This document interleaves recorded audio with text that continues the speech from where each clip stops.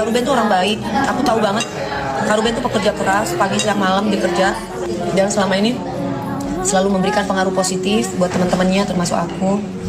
Kalau Bunda, kalau ditanya Bunda sakit nggak rasanya kalau jadi Ruben? Sakit banget.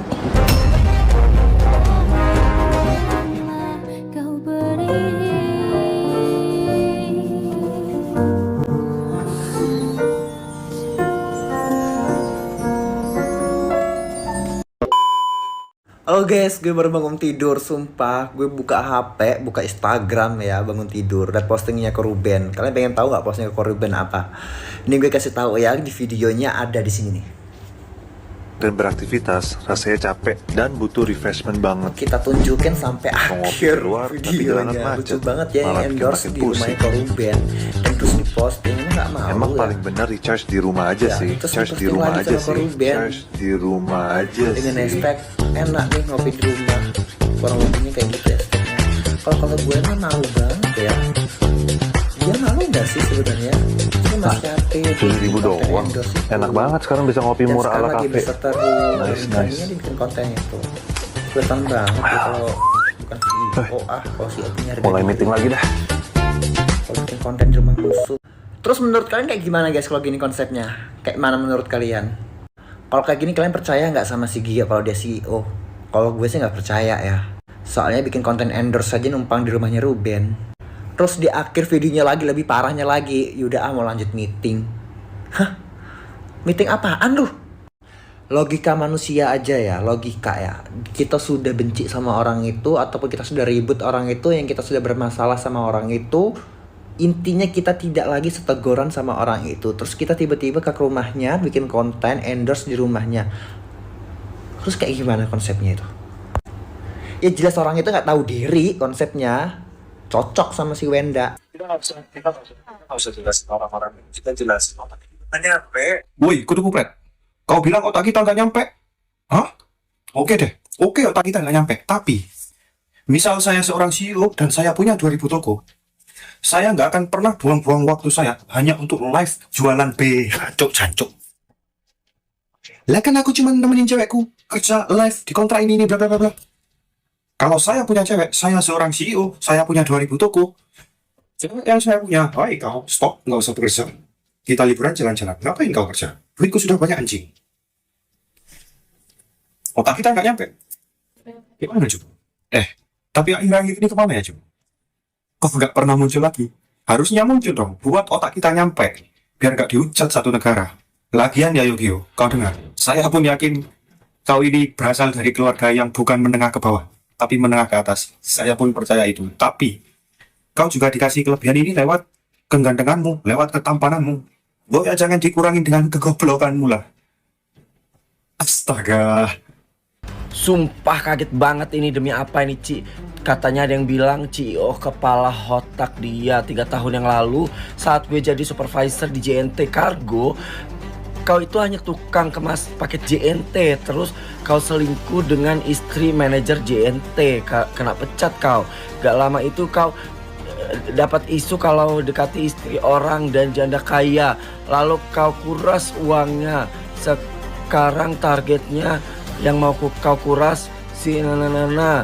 Yang licik kau ini dari dulu gak berubah-berubah juga, padahal sudah pernah kau kena kroyok masyarakat karena kau ketahuan tiduri istri orang. CEO dia ini yang jelas ini pebinor, perebut istri orang lalu menguras harta dan uangnya. Buset. Coba. Ya ampun, yang sabar yang tabah ya. Gue nggak tahu ini hoak atau fakta, gue nggak tahu. Gue belum pernah karena ini beredar di X ya. Jadi gue nggak tahu kebenarannya nih ya. Kalaupun ini benar ya nggak apa-apa, akui saja karena netizen itu sebenarnya maha pemaaf ya. Insya Allah. Tapi nih buat netizen, apa kata-kata buat mamas ini nih, silakan di kolom komentar. Kita Nanti pulang juga mau aku jemput kan saya? Surah, yang penting nggak terpaksa aja. Itu dong. Mas, tolong jam berapa? Tiketnya di mana?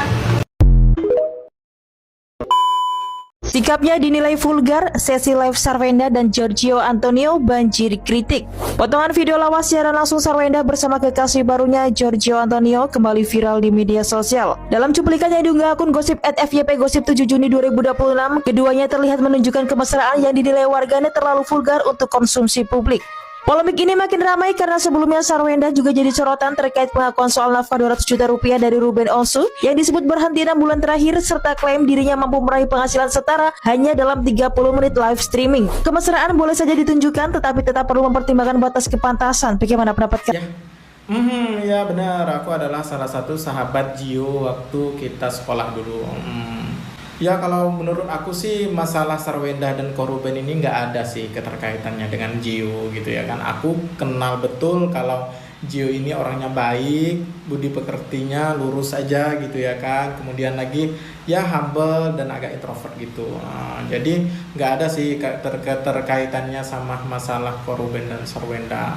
Ya dilibatkan karena Gio ini salah satu rekan Sarwenda juga, pacarnya Sarwenda juga gitu ya kan. Waktu bikin video pun si Gio ada di samping Sarwenda, jadi wajar lah dilibatkan di situ gitu loh. Kalau untuk CEO itu enggak lah, masa iya CEO jualan kutang 24 jam di depan kamera? Enggak ada CEO seperti itu, enggak ada. Kalau CEO itu seperti Reno Barak gitu ya kan, mondar mandir keluar negeri gitu, mana ada CEO yang jualan kutang. Ya kalau untuk video yang dipijat sama Tania putri Ruben Onsu, ya aku tahu banget itu sangat disayangkan banget gitu ya kan, anak di bawah umur diperkerjakan seperti itu, ya sayang lah gitu loh. Ya mungkin karena nggak ada uang untuk bayar terapis pijat, jadi ya mau nggak mau Tania lah yang disuruhnya gitu ya kan. Ya aku masih akrab sama Gio, masih berhubungan baik sama beliau. Terakhir kita ketemu itu sekitar 3 hari yang lalu, waktu di dapur rekaman Jaksel. Ya kemarin sempat aku tanya sih kalau Sarwenda bakalan ada single baru dalam beberapa bulan ini. Aku setuju juga sih sama netizen kalau suaranya Sarwenda itu, aduh gimana ya, lebih bagus suara kuda sih menurut aku. Mending Sarwenda ini jangan nyanyi lah ya kan, mending ya nyawit atau kebun karet itulah. Oke, terima kasih ya, maaf aku nggak bisa lama ini. Oke. Mengikuti ritual pesugihan ke Gunung Kawi. Kisah ini bisa dibilang nih agak rumit nih, karena saya harus menuruti apa keinginan dari si bos, jadi si artis ini, untuk melakukan sebuah, kalau menurut saya dulu itu masih tabu ya, karena harus melakukan pesugihan. Semua dikasih Sarwenda. Iya, uangnya dikasih Sarwenda, lu ngeliat mukanya pucat. Gua kasih tau lo sama lu ya Yuya, ini cuman gua ngomong nih, ini pemirsa nggak ada yang tahu, Oma nggak tahu gua bakal cerita. Akhir-akhir ini tiap gua pergi sama Oma, gua terus yang bayar. Oma udah nggak punya duit. Itu sama di area. Gue juga nggak butuh duit kok.